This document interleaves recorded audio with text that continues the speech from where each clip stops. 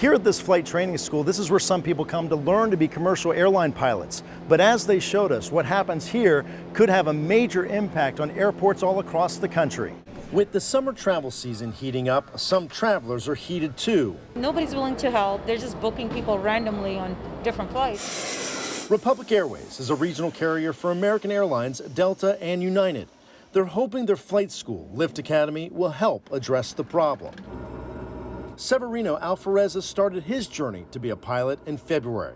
Before this, he was part of the crew cleaning planes. We clean the inside of the aircraft, but then we get inside the cockpit and you're just looking at it. And sometimes I just sit there, just wondering to myself, in the pilot seat, just holding the yoke. Now he's just months away from being an airline pilot. Republic Airways started Lift Academy in 2018, the first U.S. airline owned and operated flight training program. For your right, clear for takeoff. Training crews took me up. People may say, oh, you're in a very small aircraft, but what you're doing here really mimics what happens in some of the bigger aircrafts, right? Absolutely.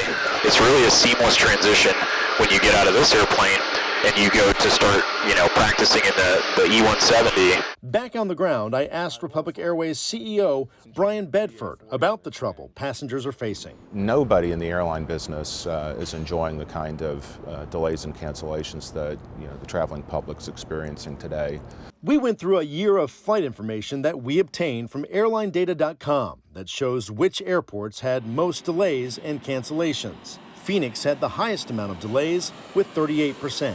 Very concerned. It's pretty clear that healthy communities need healthy air service in order to attract and retain businesses. Republic Airways has asked the Federal Aviation Administration for an exemption from the current rule that requires training pilots to log a minimum of 1,500 hours before flying passengers on a commercial airline, and instead make the minimum 750 hours.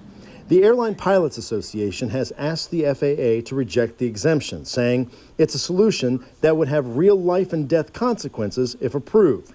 We asked the Secretary of Transportation, Pete Buttigieg, why he doesn't support the change. This was set by Congress. It was set for safety reasons, and I haven't seen anything that changes those safety reasons.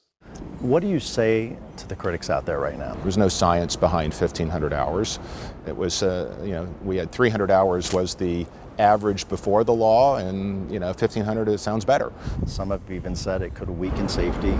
And I can assure you, nothing in our petition would weaken safety. Quite the opposite. As for that exemption, right now it's not exactly clear when they'll hear back from the FAA. In Indianapolis, I'm Blair Miller.